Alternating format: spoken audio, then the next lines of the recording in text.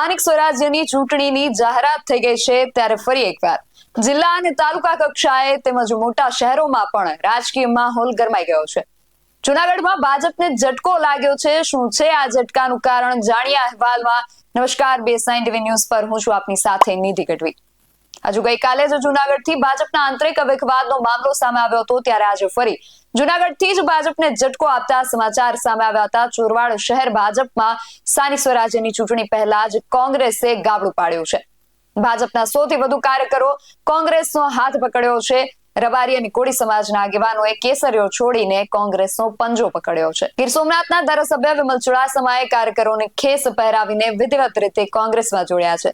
આ વિશે વિમલ ચુડાસમાની પ્રતિક્રિયા પણ સામે આવે છે। સાંભળીએ શું કહી રહ્યા છે વિમલ ચુડાસમા। મારું નામ વિમલ ચુડાસમા છે ને હું સોમનાથના ધારાસભ્ય તરીકે સેવા આપું છું અને ચોરવાડ નગરપાલિકાના પૂર્વ પ્રમુખ તરીકે પણ સેવા આપી ચૂક્યો છે।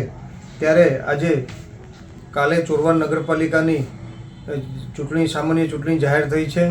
ત્યારે કોંગ્રેસ પાર્ટીમાં મારી સાથે રબારી સમાજમાંથી લક્ષ્મણભાઈ બોદાભાઈ ચાવડા કે જેઓ એસટી સેલના ચોરવાડ શહેરના પ્રમુખ છે, તે વર્ષોથી તેમની કારકિર્દીની શરૂઆત ભારતીય જનતા પાર્ટીથી કરેલી અને એમની સાથે સુનિલભાઈ વાઢેર, ભરતભાઈ હીરાભાઈ ચુડાસમા, હીરાભાઈ કરશનભાઈ વાઢેર, આ તમામ લોકો વર્ષોથી ભારતીય જનતા પાર્ટીએ જોડાયેલા હતા અને ખાસ કરીને લક્ષ્મણભાઈ બોદાભાઈ ચાવડા જેમને પોતાની શરૂઆત ભારતીય જનતા પાર્ટીથી કરેલી હતી અને વર્ષોથી ભારતીય જનતા પાર્ટી સાથે કામ કરેલું, પણ અહીં ચોરવાડ શહેરમાં ભારતીય જનતા પાર્ટી દ્વારા અને એમના સંગઠન અને એમના હોદ્દેદાર દ્વારા જરાય એક પણ કામ કરવામાં નથી આવેલું અને જે બીજા કોઈ કામ કરતા હોય ત્યાં જઈ અને ફોટા પાડી અને ઇન્સ્ટાગ્રામ કે મીડિયામાં કે સોશિયલ મીડિયામાં મૂકવા માટે ટેવાયેલા, કામ કરવા કરતાં વધારે ફોટા મૂકે અને એક પણ વસ્તુ કામ ન કરવાના કારણે તે તેમનાથી કંટાળી અને તેમને ભારતીય જનતા પાર્ટીને અલવિદા કહી અને કોંગ્રેસ પાર્ટીમાં જોડાણા અને કાયમી કોંગ્રેસ પાર્ટીના તમામ 4 લોકો સભ્ય બન્યા છે।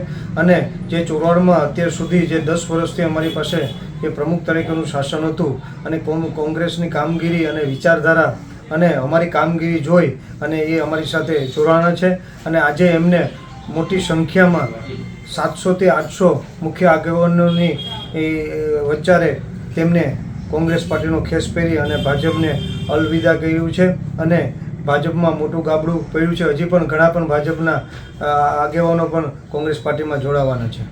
ઉલ્લેખનીય છે કે નગરપાલિકાની ચૂંટણી જાહેર થતા પક્ષ પલટાનો પવન ફૂંકાવાનું ફરી એકવાર શરૂઆત થઈ ગઈ છે। વિમલ ચુડાસમાએ જણાવ્યું કે કોંગ્રેસ પક્ષમાં રબારી સમાજમાંથી લક્ષ્મણભાઈ ચાવડા, સુનિલભાઈ વાઢેર અને ભરતભાઈ સહિતના લોકો જે ભાજપ સાથે જોડાયા હતા તે હવે કોંગ્રેસમાં જોડાઈ ગયા છે। તેમણે જેમ કહ્યું એમ કે ભારતીય જનતા પાર્ટીમાં કામ ન કરી માત્ર દેખાડો જ કરવામાં આવતો હતો, જેથી કંટાળીને આ સભ્યો કોંગ્રેસમાં જોડાયા છે। જૂનાગઢમાં ધારાસભ્ય પદની પણ એક સીટ હજી ખાલી છે, ત્યાં કોણ આવે છે તે પણ જોવાનું રહ્યું છે। ત્યારે હવે જૂનાગઢ ભાજપમાં ગાબડું પડી ગયું છે, માટે હવે આવનાર જે ચૂંટણીઓ છે તે વધુ રસપ્રદ બની ગઈ છે। આ વિશે તમારું શું માનવું છે અમને કમેન્ટ કરીને ચોક્કસથી જણાવજો। આવા જ વધુ અહેવાલો સાથે મળતા રહીશું। તમે મારી YouTube ચેનલને સબસ્ક્રાઇબ કરવાનું અને અમને Facebook અને Instagram પર ફોલો કરવાનું ભૂલશો નહીં। બાકી અવનવી અપડેટ્સ માટે આપ જોતા રહો BS9 TV ન્યૂઝ। નમસ્કાર।